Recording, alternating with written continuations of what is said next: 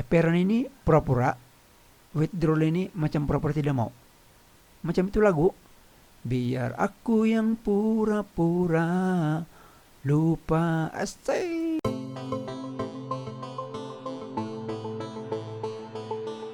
Halo guys, guys, apa kabar semua guys? Guys, kita lanjut lagi guys. Hari ini kita masuk ini strategi dan taktik perundingan. Oke, ini masih lagi di bab 8 nih guys. Tapi di ujung-ujung bab 8 sudah. Oke, sekarang kita di mana guys? Sini. Nah, sini sudah. Mau habis sudah bab 8 kita punya ulang kajian nih. Oke, dalam kelas kita yang baru-baru itu, masih ingat tahap perundingan? Interpersonal, intrapersonal, intrajabatan, interjabatan. Nah, itu semua yang kita belajar baru-baru itu dalam PDPR yang lalu. Oke, hari ini kita mau kasih cover bahagian strategi dan taktik perundingan guys. Oke, apa dia strategi dan taktik perundingan itu? Ini guys.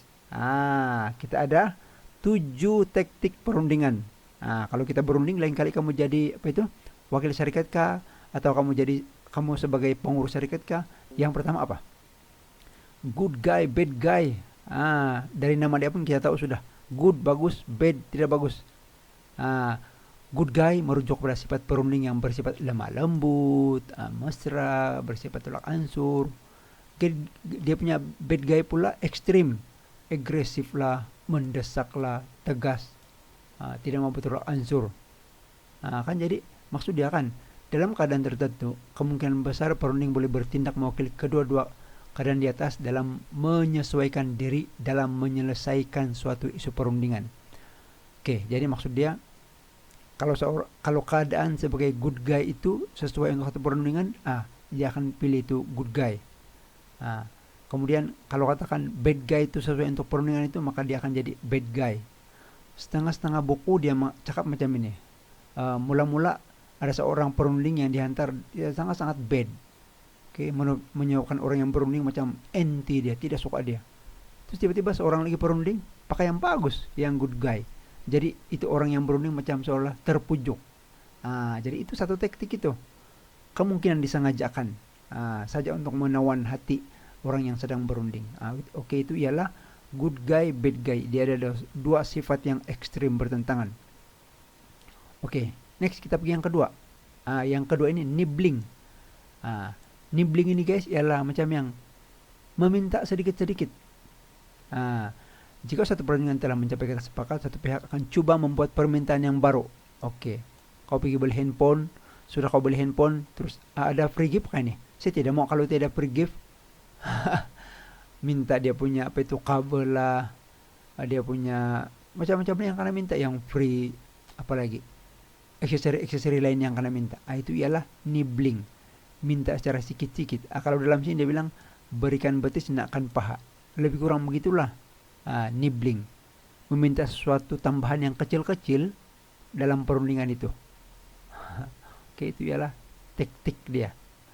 Kemudian yang ketiga pula ialah trial balloon. Trial kamu tahu percobaan kan? Pemeriksaan percobaan.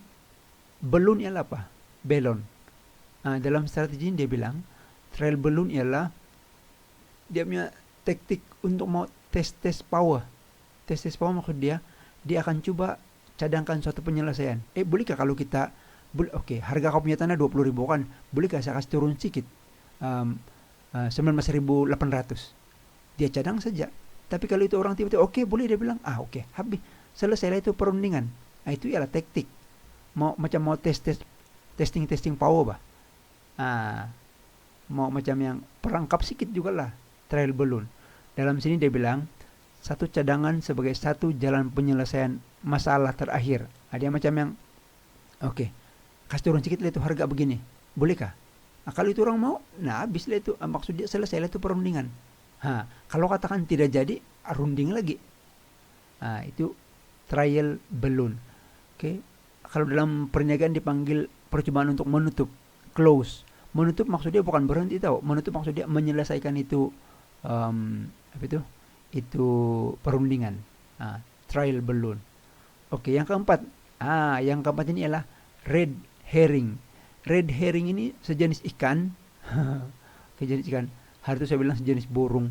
Sejenis ikan. Berwarna merah. saya cari-cari cerita dia tadi red herring di internet. Salah satu fungsi ini red herring ialah, mari saya kasih merah supaya ada harapan dia red juga. Ini red herring ini dia punya cerita satu begini. Saya mau menconteng dulu. Dia begini. Kalau katakanlah ini anjing. Saya paling pandai lukis anjing. Ini apa? Ini musang. Sini musang. Fox kalau dalam contoh yang saya baca itu. Alamak, saya mau ubah dia punya warna. Kejap. Saya mau ubah dia punya warna. Oke. Katakan ini ialah anjing, ini adalah musang. Fox itu kan, oke anjing. Jadi ini anjing sedang mengejar itu musang. Oke, jadi itu ikan red herring. Diorang pergi kasih letak-letak sini, kasih gesel-gesel di sini, dan letak itu red herring di sini. Ikan, contohnya 2 ekor ikan itulah. Apa tujuan dia? Untuk coba mengalihkan itu laluan daripada dihidu itu anjing, supaya dia macam sesat tidak dapat mengejar itu musang. Jadi ini adalah uji kaji yang telah dilakukan untuk coba menyesatkan itu anjing daripada terus mengejar itu musang. Itu dipanggil red herring. Jadi dalam konteks perundingan, red herring ini macam seolah-olah bila kita sedang berbincang, tapi macam kau coba mengalihkan suatu isu yang kau punya rumah ini kau punya rumah ini sangat mahal-mahal beginilah. Terus kau bilang, ada tahu kawan saya beli mahal-mahal dulu, tapi las-las dia rugi juga begini. Ataupun lebih kurang macam itu. Ini dalam sini dia bilang, satu taktik yang digunakan oleh satu pihak berunding dengan cara mengemukakan satu isu minor yang dibincangkan. Macam ada isu sampingan untuk mau kasih alih daripada cerita sebenar. Oke, untuk mengelak dari membincangkan suatu isu utama. Oke. Tujuan dia bilang sini, tujuannya adalah untuk memastikan supaya isu utama tidak dibincangkan. Pandai dia. Jadi maksudnya ini ialah lebih kepada pengalihan perhatian semata-mata untuk memenang itu perundingan. Oke, itu dipanggil ialah red herring. Oke, jadi dia punya kata kunci mengemukakan satu isu minor atau isu lain yang tidak berkaitan secara langsung dengan kita punya asas perundingan tadi itu, semata-mata untuk mau mengelak, dan harap-harap dengan isu itu dia akan macam menang dalam perundingan itu. Oke, seterusnya saya mau ganti pen lagi, baliklah pergi hijau. Outrageous. Outrageous ini ialah merupakan satu psikologi mengganggu emosi perasaan orang yang sedang berunding supaya menerima tawaran adian macam outrageous. Oke. Keadaan ini akan menyebabkan pihak lawan terasa tidak senang hati. Oke. Tidak menerima cadangan yang dicadangkan. Tengok. Antara taktiknya seperti nada marah, nada sedih, menangis. Ini macam yang teknik mau ambil hati ini. Kalau yang marah mungkin dia, kamu mau ini perundingan nih. Kalau tidak saya sama orang lain. Contoh begitu. Atau nada sedih, tolonglah ini perundingan ini begini. Sampai nangis-nangis. Itu ialah tindakan outrageous. Dia sebenarnya untuk memujuk. Mudah-mudahan kalau katakan orang itu bilang, saya takut dia menangis lagi lah. Saya akun saja lah. Itu contoh dia. Oke. Dan yang keenam, apparent withdrawal. Apparent ini pura-pura, withdrawal ini macam pura-pura tidak mau. Macam itu lagu. Biar aku yang pura-pura lupa. Lagu siapa itu, dari Indon kah? Kan. Apparent withdrawal ini. Contoh dia kalau katakan, saya selalu pakai ini bila saya mau pergi membeli jam. Ditamu dulu lagi sebelum PKP. Ramai penjual jam kan, jadi saya pergi tanya dulu sana, berapa ini bos? 30 ringgit dia bilang. Terus saya pegang, hijab. Oke, sekarang lah sama piting dulu sana, mungkin lebih murah, saya tidak mau nih, saya bilang. Bila kamu berjalan, itu orang akan, sini. Terus dia kasih tawar harga yang lebih murah, sebab dia takut kau lari pergi tempat lain.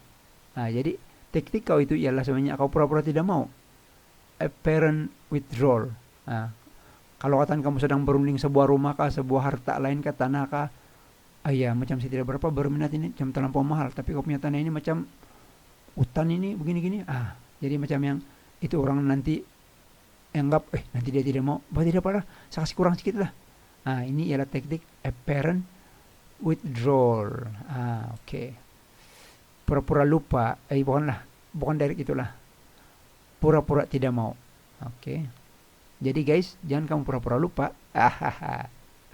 Terutama saya, jangan kamu kasih lupa. Oke. Guys, yang terakhir ialah limited authority. Limited ini maksudnya terhad, authority maksudnya kuasa. Kan. Apa maksudnya nih? Kamu mengandaikan, kamu menganggap, kamu memberitahu diri kamu, kamu memberitahu orang yang kamu sedang berunding bahwa kamu itu wakil saja. Saya wakil bos saya saja, kamu bilang. Saya tidak boleh buat keputusan, yang bagi kata putus ialah bos saya. Saya cuma pitingu saja, pergi runding saja. Itu tujuan dia sebenarnya untuk kamu mengelak mau kasih ya atau tidak. Contoh macam ini. Kalau katakan kamu sedang berunding sebuah rumah. Oke, ini sebuah rumah. Oke, katakanlah kamu di sini. Saya kasih dulu pen saya. Katakan kamu di sini. Oke. Ini orang yang punya rumah. Ini orang yang punya rumah. Jadi kamu akan cakap macam ini. Kamu akan cakap, saya hanya wakil kepada bos saya di pejabat, kau bilang. Bos saya di pejabat. Oke, jadi saya tidak kuasa untuk memutuskan memutuskan ya atau tidak. Coba kau kasih offer berapa harga yang kamu sanggup bagi. Nanti saya kasih tahu bos saya. Dia sebenarnya berpura-pura yang cakap. Dia wakil, tidak kuasa. Sebenarnya dialah orang yang boleh memberi kuasa itu.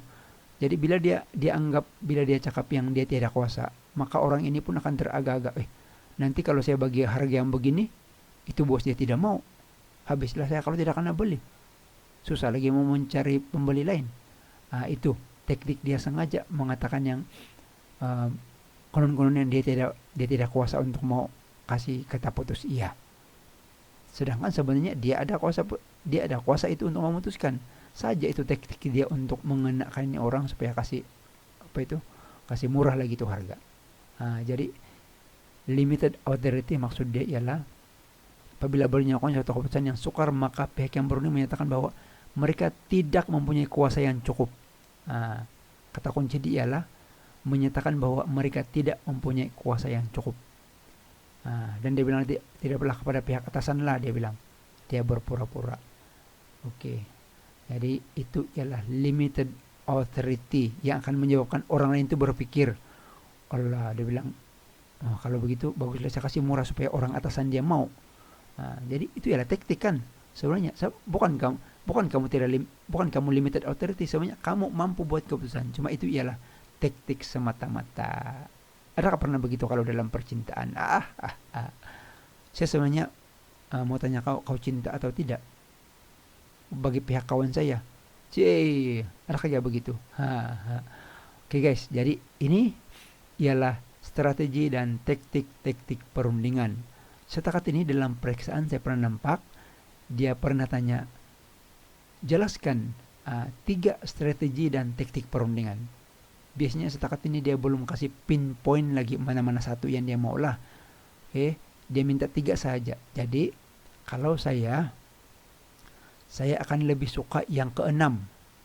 Yang ke-6, ke-7 pun agak senang. Ke-3 pun agak senang.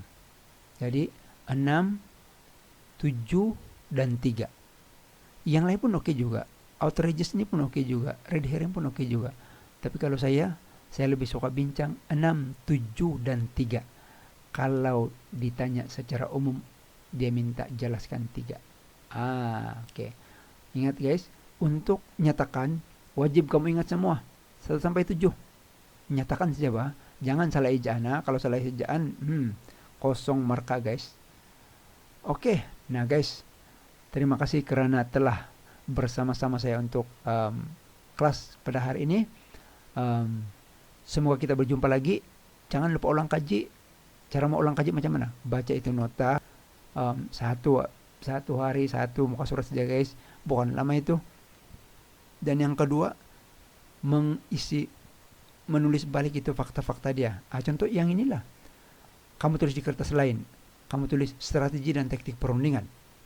Lepas itu kamu senaraikan tanpa melihat Nina, good guy, bad guy, nibbling. Mesti kamu boleh nyatakan tanpa melihat.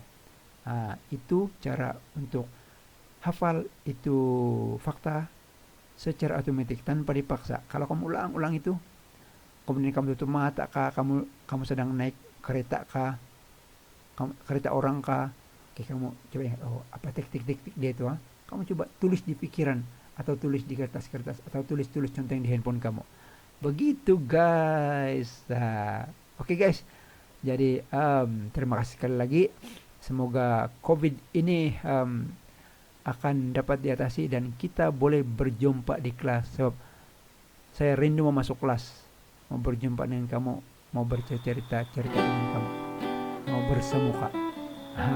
Guys, bye bye semua, selamat belajar, jangan sia-siakan masa depan.